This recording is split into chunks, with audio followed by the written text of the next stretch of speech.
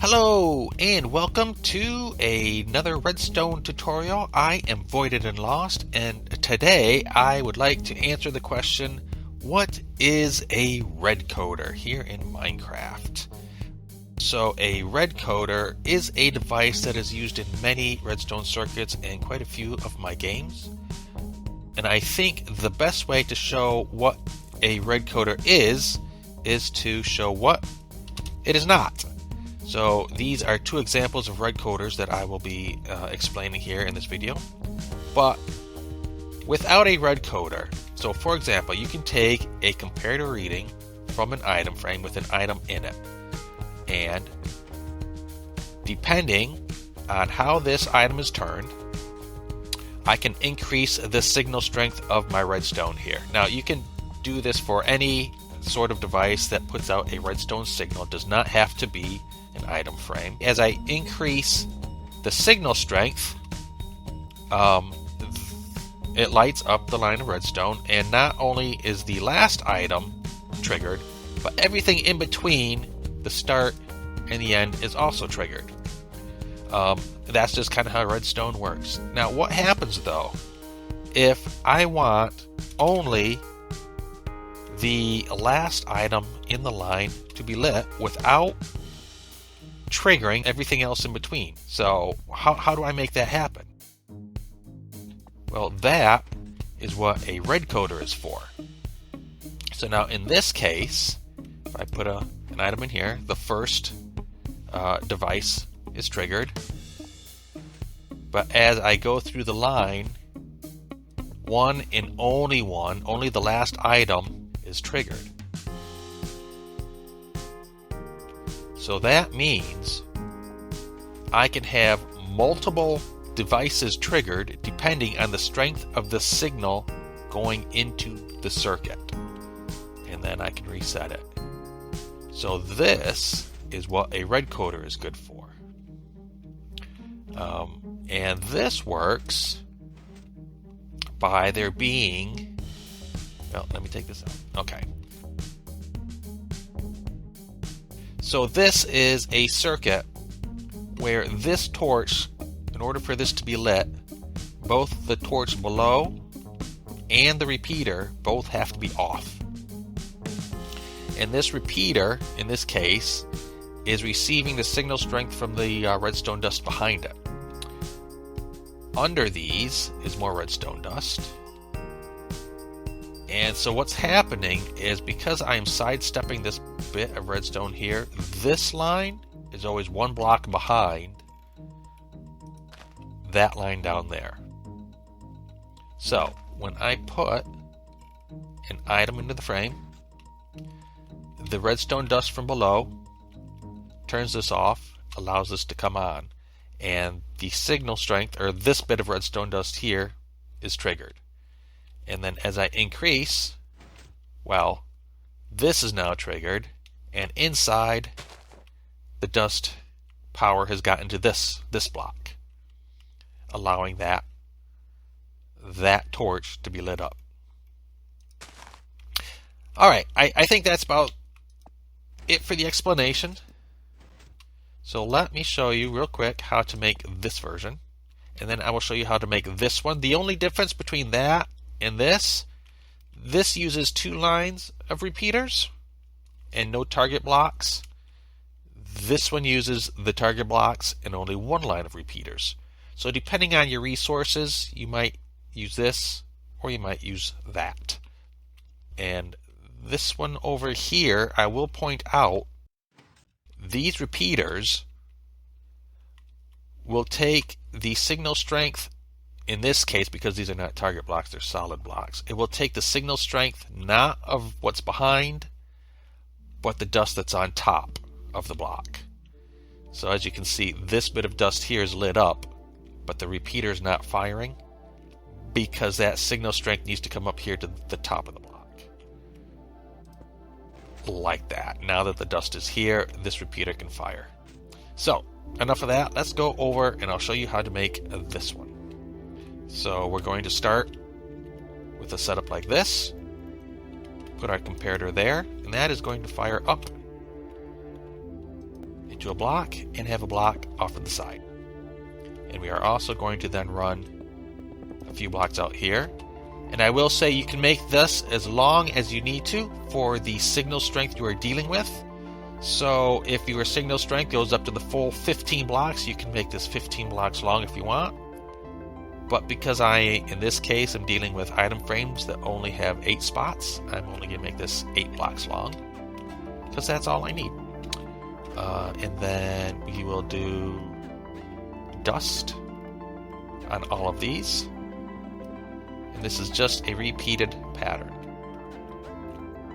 So here we are going to go there to redirect that redstone signal, like that. And then we are going to actually do repeaters on all of these. Like that. Okay. We're going to put some dust there. We are going to step up to there. Run our line of blocks. Dust on all of these. Like that. We're going to cover this over with target blocks. And again, that is to redirect the signal, because if we did that, the signal would go straight, and that's not what we want. So we need the target blocks to keep that signal turned. And then we are going to go solid blocks. Down below here, we want torches on all of these target blocks. We want torches on all of these. Like that. And then finally put an item in the item frame and test it out. Alright. So, to make this version, it's a little different, like on where your input is. But let's go ahead and build this up. We'll start with our comparator. And then that is going up into our blocks here.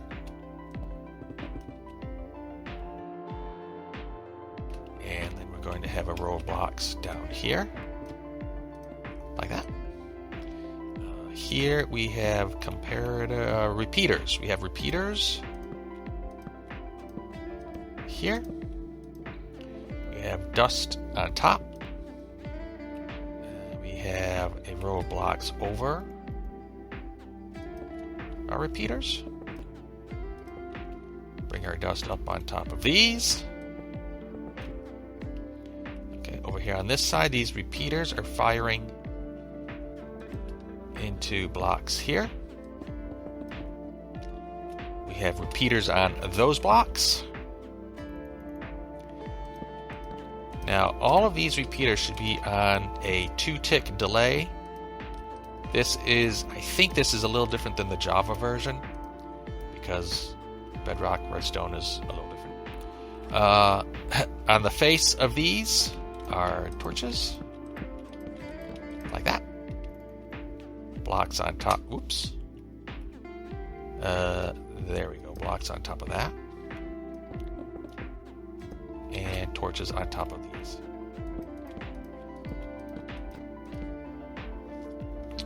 Alright, we can test this out. Boom.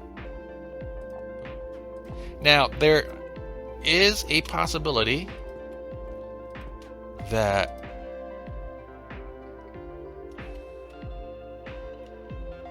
I made this one block too short, but there we go. It resets like that. Let me throw one more of these on.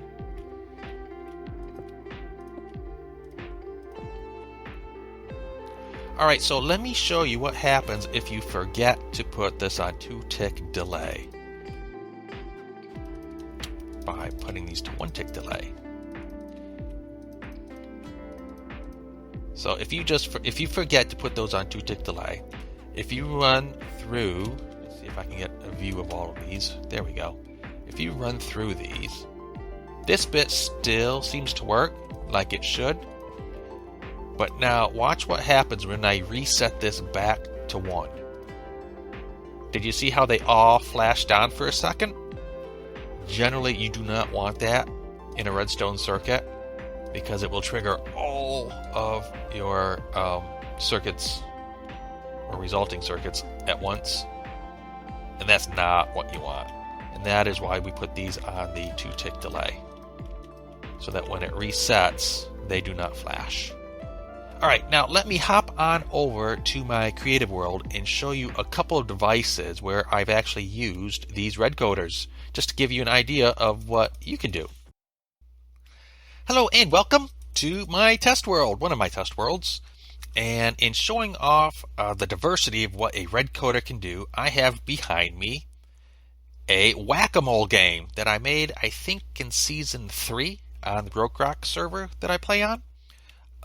So what makes this part of a Redcoder? Well, I've got 9 different spots, and they are being triggered by the strength of the redstone signal coming in underneath. And depending on that strength,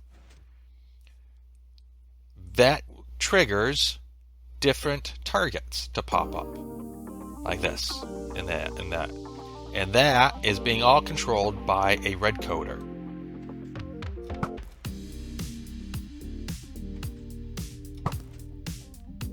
Come on, give me a hit.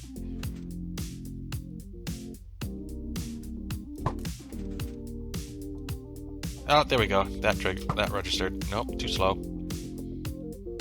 Oh my gosh. Oh my gosh, I'm just too slow at this. All right. So another use for a Redcoder would be something like this up here. And what I've been able to do with this is I can control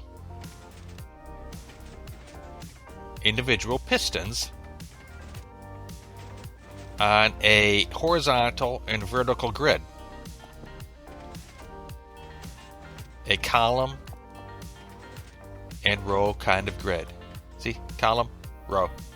And that is because I've overlapped 2 Redcoders going in different directions. Anyway, it's not overly complicated. Like I say, I just overlapped 2 Redcoders, one going north-south, the other going east-west. And so this could be useful in a game similar to this, for example. Whereas instead of pistons, we have dispensers and some targets. And again, columns, rows, payment system. And because of how dispensers will shoot out arrows randomly, you have a chance of hitting or missing your target. Oh, there we go. I broke the target. And you get the reward of whatever it's holding.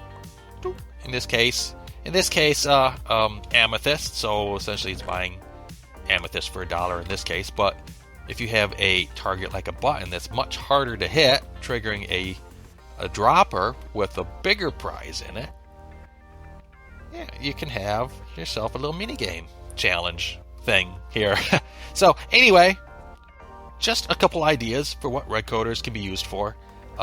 So yeah, I hope this video was a little helpful to you in explaining a redstone circuit, one of the redstone circuits. And I hope to see you again in my next video. And until then, as always, have fun and see ya!